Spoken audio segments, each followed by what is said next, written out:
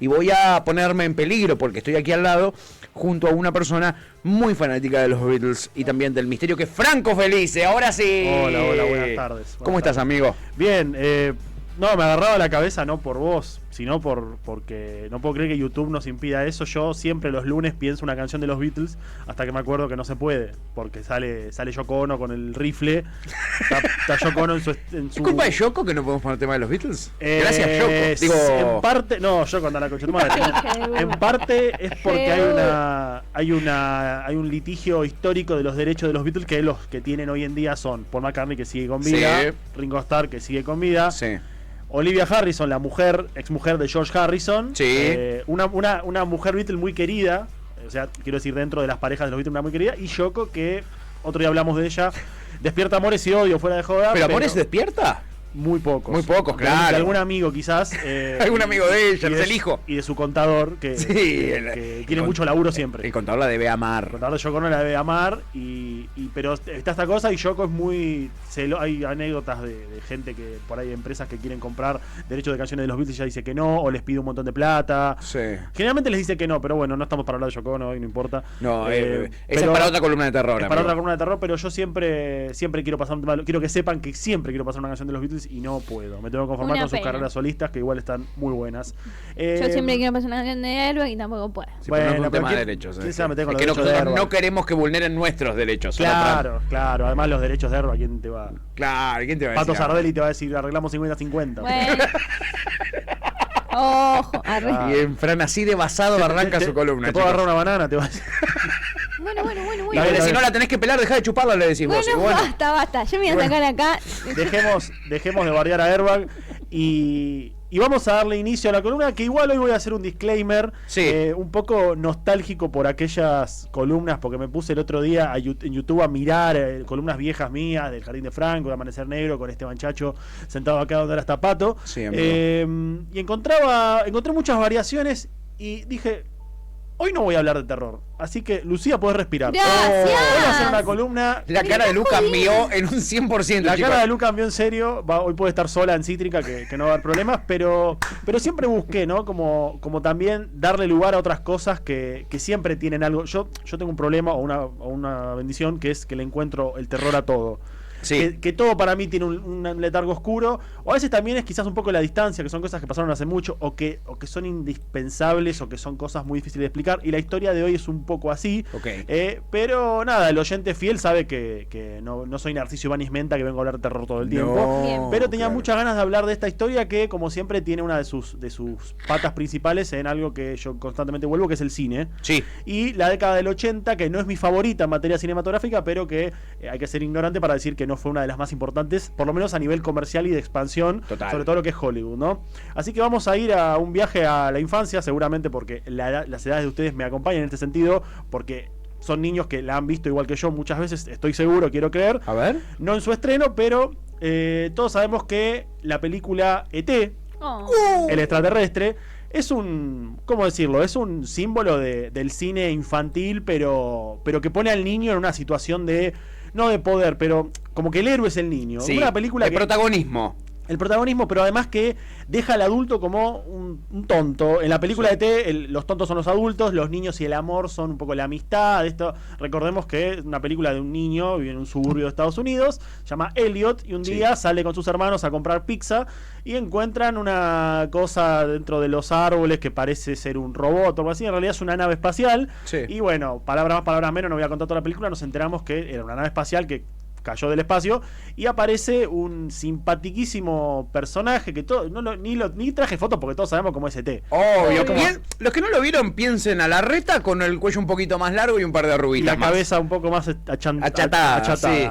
Pero bueno, ET, llegó a los cines en 1982 y revolucionó el mercado, ¿no? Era una película dirigida por Steven Spielberg, un director que venía metiendo hitazo tras hitazo. Sí. Había hecho hacía muy poco Tiburón y Encuentro Cercano del Tercer Tipo, y tenía ya guiones en la cabeza que después sacaría. Entonces en un momento dice, bueno, vamos a ir con ET. La película se estrena en julio del 82, revienta todo, taquilla, éxito. Plata, éxito. La estrenaron en Argentina al muy poco tiempo también. Explota ET. Y explota la mercadotecnia, ¿no? Que es algo que hoy en día también, quizás hoy ya tanto no, pero antes había esto de que una película exitosa se estrenaba y explotaba el merchandising. Sí. Había muñecos, había póster, juguete, remera, todo, absolutamente todo. Entonces, en 1982 había un mercado incipiente, un mercado que estaba ya tenía cierto renombre, pero que todavía le faltaba como dar ese golpe de efecto para decir, bueno, acá nos vamos a establecer como plataforma, como opción multimedia para el futuro, y es nada más y nada menos que la de los videojuegos. Claro, En amigo. 1982 los videojuegos eran una cosa que era un nicho muy pequeño. Estaban muy en pañales y realmente las ganancias de las empresas de videojuegos, la más importante y la principal en ese momento era Atari. Sí. Era como, bueno, era todo prueba y error. No es hoy en día, incluso 10 años después, no hace falta irse tan atrás, que los videojuegos son sinónimo de éxito y que a veces un videojuego te levanta más plata que una película, Ni hablar. que una serie. Ni hablar. Bueno, todas cosas Incluso que sabemos. hasta se cruzan, por ejemplo, el Elden Ring, uno de los videojuegos más Del Señor de los populares Anillos, del ¿no? último tiempo, es el creador de Game of Thrones el que arma la historia. Ok, no sabía, mirá. Que no me acuerdo el nombre del tipo de Game No, of pregunté recién porque me confundí el de Rings con el Señor de los Anillos. Pensé que era un Ah. videojuego del Señor de los Anillos o una No, serie. es un videojuego que cuenta una historia toda hecha para ese videojuego, que el que la hace es el chabón de Game of Thrones, que no me acuerdo el nombre. Josh Martin, ¿no? Martin, ese, Gordito. Josh Martin, exacto. Ese. Qué Bueno, nerdos que son. bueno. Dale, anda a escuchar algo, dale. Por algo vamos a vivir juntos. Sí, total. Ahí está Sardel y dale una banana. Por eso, en 1982, uno de los principales ejecutivos de Atari, Sí.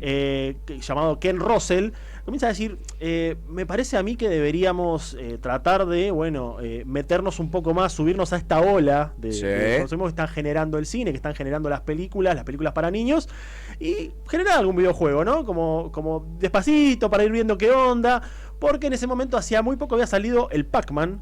Que el Pac-Man hoy en día es un clásico absoluto, Obvio. pero en su momento no tuvo muy buenas críticas, se lo acusaba de ser demasiado simplista, se lo acusaba de fantasmofobia, no sé. Un montón de no cosas. sabía. Era un juego que tuvo que recorrer un camino, ¿no? Mirá. Recorrer un Sí. camino para llegar a lo que es, y había cierto como dolor de cabeza por las pérdidas económicas, pues decían, perdimos algo de plata, necesitamos recomponernos, y ahora, tenemos varias puntas donde tocar. Entonces aparece un señor, este señor Ken Russell, el director de Atari, lo contrata llamado Howard Scott Warshaw. Me anoté el nombre porque no me lo iba a acordar completo en inglés. Obvio. Howard Scott Warshaw, que es un diseñador gráfico, diseñador de videojuegos, uno de los primeros, recordemos que estamos en los 80, principios de los 80, entonces era como un artesano en lo suyo porque todavía no había explosión del asunto. Entonces se contactan con la productora de la película, con Amblin, y con el mismísimo Steven Spielberg para decirle, che, Steven Spielberg, la estás levantando en pala con ET. La verdad que a los chicos les encanta, se estrena dando 800 funciones por día, te estás haciendo millonario. ¿Sabes lo que falta? Que hagamos un videojuego. Toma. ¿Qué es un videojuego? Pronto tiene Spielberg, porque, viste, era otra onda. No, una plataforma multimedia, la queremos hacer basada en tu película que acaba de salir, en ET. Entonces Steven Spielberg le dijo, sin entender mucho, le dice, no hay drama, yo te vendo los derechos, son 25 millones de dólares. Toma. Me encanta que lo hagas, dame 25 millones de dólares. 25 millones de dólares, yo te vendo los derechos, haz lo que quieras. Bien. 25 millones de dólares que Steven Spielberg hacía por hora en ese momento. Claro. Entonces, pararía un vuelto. Entonces, Warshaw y Russell comienzan a hablar y dicen, es muchísimo dinero y nosotros no estamos en una gran situación. No, y la industria del videojuego no generaba todas esas carretillas de guita que hoy genera. Para boludo. nada, recordemos la época. Entonces, hoy 25 millones es un vuelto para los videojuegos. Olvidate. Entonces decía, nada, mirá que tenemos que recuperar lo que perdimos por Pac-Man, mirá que tenemos poco tiempo porque ya estábamos en septiembre del 82. ¿Y qué pasa en Estados Unidos? Que acá no suele ocurrir tanto. En Estados Unidos los mercados y los negocios tienen muy puesta la vista en Navidad. Sí. Ellos, los diseñadores, las distribuidoras buscan que, como saben que Navidad es un mes de diciembre, es un mes de muchísimo consumo. Sí. Por ejemplo, la mejor película estrenarla en diciembre, cerca de Navidad. Por algo las películas de Star Wars se estrenan todas en diciembre. Fíjense. Mirá qué dato. O empezaron sale tal videojuego, lo hacemos. Entonces, la idea de Warshaw fue decir, si lo hacemos lo tenemos que hacer Ya. para antes de Navidad. ¿Y estaban en septiembre? En septiembre estábamos. Estaban hasta las Lo tenemos tetardas. que hacer antes de Navidad para que sea un éxito, porque la idea era volverse millonario. Claro. Subirse al barco de ET y sacar el videojuego. Claro. Entonces, medio que van, vienen, tiran, consiguen un préstamo, finalmente compran los derechos, los 25 millones de dólares, Sí. y dijeron, hay que ponerse a trabajar antes de Navidad que esté el juego.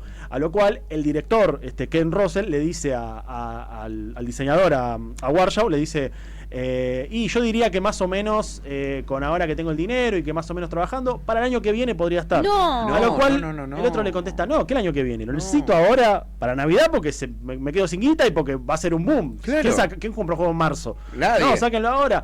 Comenzaron a presionarse, hubo muchas discusiones, aviones de por medio, se encontraron de vuelta con Spielberg, un montón de cuestiones, a lo cual finalmente, a finales de septiembre, Sí. el diseñador, que acabo de mencionar, Warshau, comienza a programar el juego. Un juego que tenía deadline para diciembre. O sea, tenía octubre y noviembre. Tenía porque octubre y a finales noviembre de septiembre. para generar un videojuego en 1982. No, claro. Claro. Ahí te quería... Con te esa quería- compu. Claro, con esa computadora. Y te quería pedir, Lu, la primera foto para que vean. Este es el primer cartucho, la primerísima edición que aparece en diciembre de 1982 del videojuego de E.T., que prometía ser un éxito arrollador, que prometía salvar a la empresa y que prometía ser, como dije antes, el groundbreaking en materia de videojuegos. Claro. Y de videojuegos basados en películas. Hasta ese momento el único videojuego basado en película que había tenido éxito era el del Indiana Jones y los Busca del Arca Perdida. Juegazo, boludo. Que había movido mucha guita, entonces quisieron repetir la experiencia con ET. Esto aparece a comienzo de 1982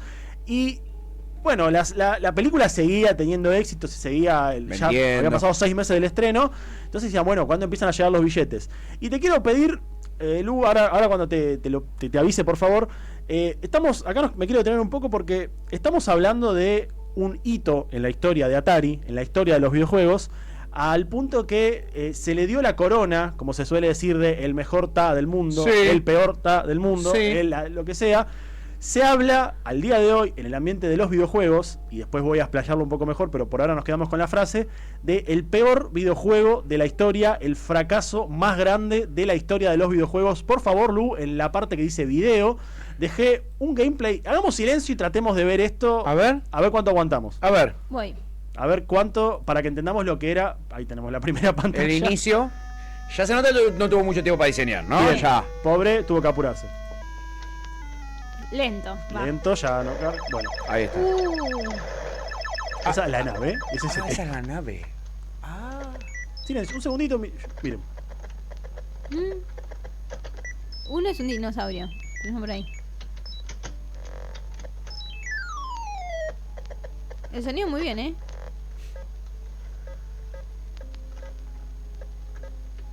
Ya está, gracias. Va por onga. ¿Son agujeros esos? ¿Y él se cae? Supuestamente es el bosque donde te cayó y que tiene que buscar los repuestos para la nave. Amigo, Ah. diseñame un árbol si es un Claro, bosque. Eso supuestamente es un bosque. Y Buah. eso que se cayó recién, que parece un pozo, bueno, es eventualmente un pozo, donde cuando, por ejemplo, pisás una mina o algo así que te hace perder, entre comillas, caes ahí y volvés a empezar. Ok. Ah, ok.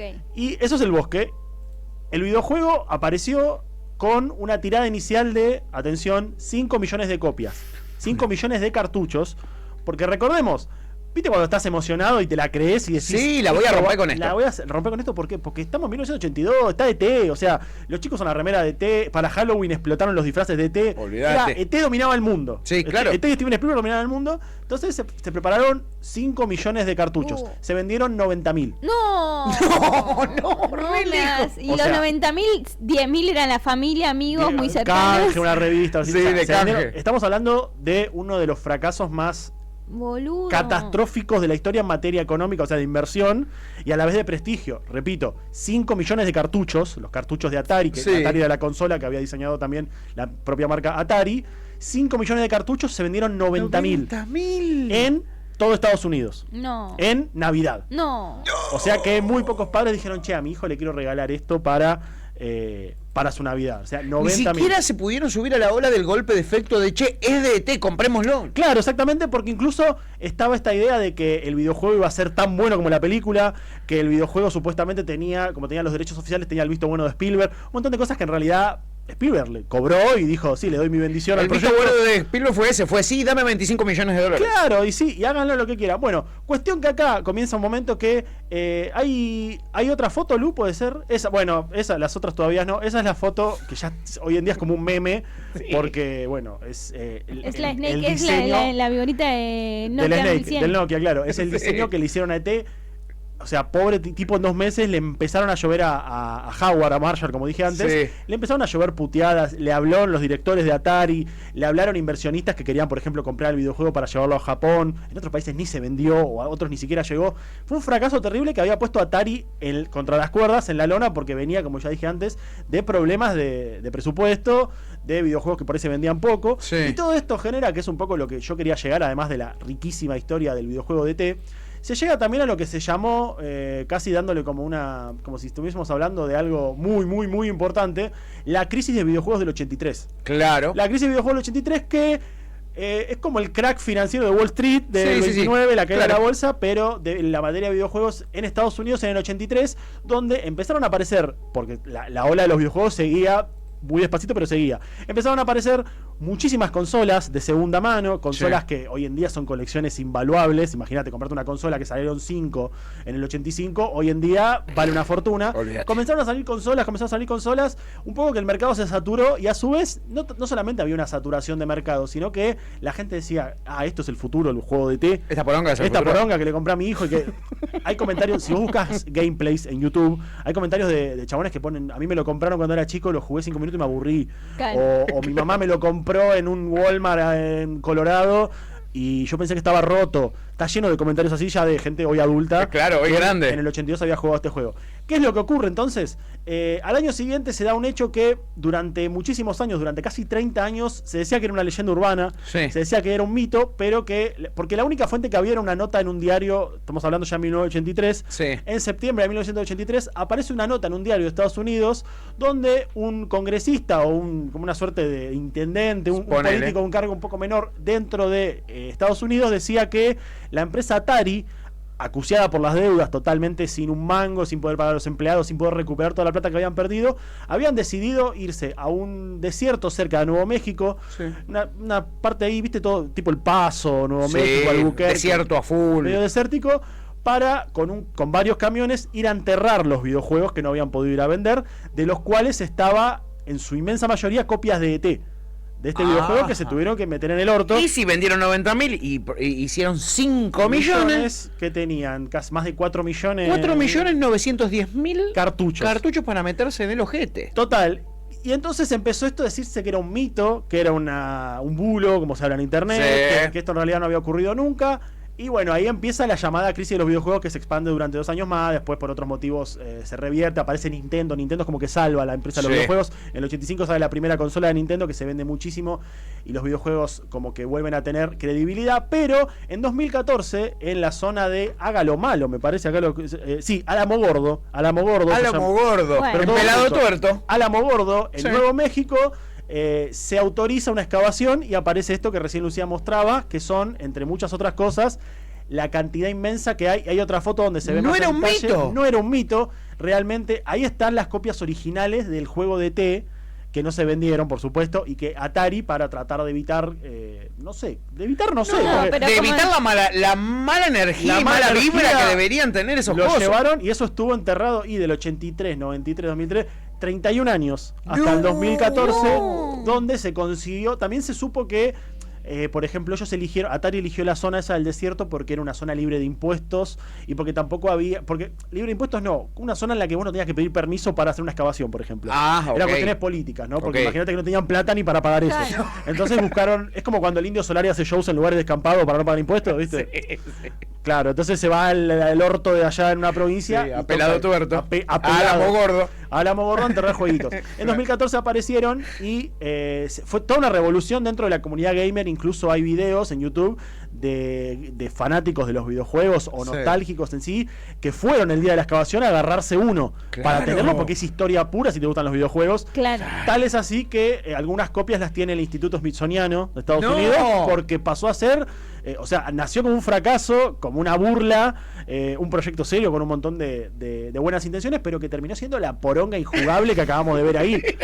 Era realmente un desastre. Realmente, y bueno, hoy en día es un mito vivo tener eso. Porque hay muchos que dicen, che, pero es esa época, los juegos eran una garcha. No eran una No garcha. eran tan El de una Indiana garcha. Jones le había ido bárbaro porque era un juegazo, chicos. Había desarrollo, lo que pasa es que acá apretaron a un tipo para que en 2 meses desarrolle un juego. Y le cagaron la carrera al Le loco. cagaron el chabón le cagaron la carrera Algo así. Él venía bien, laburando bien, había hecho buenos proyectos. Y él después dijo que, si bien sabe que no salió bien y que, bueno, que es recordado como el peor videojuego de la historia, o uno de los peores, él cuenta que no se arrepiente, pero porque era joven y porque estaba presionado, dice. Tenía a Amblin, la empresa, la distribuidora de Steven Spielberg, al mercado estadounidense, comiendo, porque el chabón no es estadounidense, creo que es canadiense. Sí. ¿Qué iba a hacer yo? ¿Era irme del país o terminar el videojuego? Claro. Y él le avisó a Russell, al director de Atari, y le dijo, yo en 2 meses no puedo hacer algo decente. Claro. No, pero Navidad... No, bueno, hacelo, listo, y quedó lo que quedó. Y en las conferencias donde él va, porque hay fotos de él en las Gamecom, ¿viste esas cosas? Siempre dice que cae alguno con un cartucho de té para que se lo firme. Muy bueno. Con un cartucho todo quemado y obviamente rescatado de ese pozo. Pero me encanta la historia de tirar los videojuegos en un pozo y que durante 30 años se pensó que era un mito. Decían, eso es mentira. Decían, no, eso no pasa. Bueno, lo vamos a excavar y encontraron todo eso. Encontraron también otros juegos. Sí. Pero también... Pero en gran mayoría del tiempo fue lo que menos vendieron. Y 4,5 millones de cartuchitos. Que vos pensalo, son así los cartuchos. Bueno, 4 millones. Es una superficie bastante grande. Es una superficie enorme y quedaron ahí, pero bueno, así se le da inicio a lo que se llamó el crack de los videojuegos del 83, que duró hasta el 85 más o menos, que aparece la Nintendo y ya empieza a ver un poco el mundo como conocemos hoy. Total. Pero me encanta esta cosa de bueno, esta mezcla entre cultura popular, los 80, un poco de mito, Estados Unidos, que Estados Unidos es la tierra de las oportunidades en la locura, quiero decir. Sí, total. Y a tal punto, última cosa para cerrar, cuando los videojuegos de T ya eran un fracaso y todo eso, se empezó a decir que lo que había que hacer esto estaría bueno para otra columna, pero lo que estaría bueno para un poco levantar la imagen o generar un poco más de dinero, era hacer una secuela de T, una secuela que es un secreto a voces dentro de Hollywood, porque nunca llegó ni a filmarse ni nada. Spielberg ya no iba a estar presente en el proyecto, pero lo que sí hay son storyboards, los dibujos de los guiones, porque la idea era que la segunda película de T iba a ser una película de terror. No una película infantil como todos conocemos, sino que un diseño de un ET que los pueden buscar, o sea, el diseño del ET 2 que no existió. Es un ET maldito. Es claro, son esos proyectos como Atuk, ¿viste? Bueno, son esos proyectos cajoneados, pero este supuestamente no está maldito. Pero dijeron, no podemos si hacemos una película familiar la primera. La segunda supuestamente era que la familia de T volvía a la Tierra y ya estaban como totalmente carnívoros y en vez de una familia con un niño que lo adoptaba, se dedicaban a aterrorizar a la población y había armas, sangre, pero fuego. traumas a 2 generaciones, totalmente, boludo. Y el diseño del ET es un ET que da miedo, es un ET enojado imagínate que te tenga que dar miedo, estaba muy bien dibujado. Mirá. Pero quedó en la nada, igual sigue siendo como, hubiese estado bueno o por lo menos hubiese sido interesante. Mínimo. Hubo parodias porno de T, así que tranquilamente podría haber una la parodia argentina, que era Monguito, boludo. Monguito, la parodia argentina. Gran historia nos trajiste, Fran. Yo conocí todo esto, todo el lore detrás del videojuego de T con la serie de documentales que está en Netflix, The Games That Made Us. De los juegos que nos hicieron. Los juegos que nos hicieron. Está The Toys That Made Us. Pero... Mirala, está buenísima y te muestran toda la búsqueda a partir de esa nota que vos contabas, que decía que había un agujero lleno de cassettes de cartuchos de ET, y cómo las van a buscar. Está todo filmado el día que van con la excavadora a levantarlo. Está buenísimo. Hay testimonios de el diseñador, contando toda esa presión que tenía. Lo voy a ver. Yo la historia la sabía de hace mucho, pero el fin de semana pasado, el día del amigo, hablaba con mis amigos de eso. Y como que un poco se me prendió la lamparita, porque tiene un montón de cosas que no llego a contar, pero que son así como apéndices de la historia que están buenísimos. Tiene un montón de detalles. Porque justo estábamos hablando de hermanas. Sí. Entonces, el videojuego como que se chocó, así que gracias a ellos dos también. Mirá qué bueno, boludo, gran historia que nos trae hoy Fran, y ha despertado la locura en el chat, por supuesto, un montón de gente recordando los distintos tipos de ETs, etcétera. ET es como un sorete con cuello, dice Beluga, fue tratando de describirlo y se reía. Wander dice, cuando salió la peli yo era chico y no la vi en el cine, como no había VHS en esa época, me compraron el libro y me gustó mucho, dice. Mirá. Lo mejor fue al ver la peli, ver que me la imaginé bastante parecida. Mira. Algo que no suele suceder. No, para nada. Todo lo contrario. Pepe dice, el ET argentino me parece mejor. Perdón. Sí. ET, cuando él se refiere al libro, no es que está basado en una novela, sino que se hizo la novelización. Era tan éxito, imagínate. ¿Qué pasa? Allá no pasa tanto porque los pibes no leen. No, pero claro. Una película tenía mucho éxito y hacían la novela. Claro. Wander dice, esta historia de videojuego de ET es muy, muy buena. El ET argentino estaba con Porcel y Golmez, se llamaba Tarugo. Yo pensé que era Monguito, boludo. Mateo dice, me voy a tener que aguantar de hacer hacer comentarios o me van a banear, dice Mejor. Mateo, mejor. Wanda dice, el docu que hay sobre este caso es muy medio pelo, está el boludo que escribió Ready Player One y parece que el docu es sobre él y no sobre el videojuego de ET. No lo vi el docu, vi el capítulo de 40 minutos de The Game That Made Us que te cuenta todo eso que yo te contaba. A mí me pareció bastante interesante porque no conocía la historia. Topo dice, el juego de ET de la Atari es la peor poronga que jugué en mi vida. Porque encima no solo era aburrido y trucho, estaba mal diseñado porque no tuvieron tiempo. Claro. Estaba mal diseñado y vos ves gameplays más largos y es silencio. Es pip, No. Ni sonido. parece la compu de luz, o sea, pip. Ni sonido. Sí. Y estaba vagueado en uno de esos pozos, vos te caías y no podías Y no volver podías a subir. volver, eso Había un también, montón sí. de denuncias de chicos que decían, lo Que compré, no- me caí en un pozo y no puedo salir. Terminó, lo tuve que tirar, claro. Tengo que tirar. Wander dice, nada, eso del docu. Topacio decía, no sabía que había una historia detrás. Sí, boludo, hay una historia atrás increíble. Una de las historias más importantes de los videojuegos de los 80. Mateo dice, Wander, no me hagas arrancar con Ready Player One en un podcast que hice, me la pasé puteando eso 1 hora, dice Mateo Sic. Mica López decía, el ET ingenierito no existe, no puede hacerte daño. El ET ingenierito. Dice, Parece el feto. sí, parece el feto que quiere ser ingeniero, el bebé que quería ser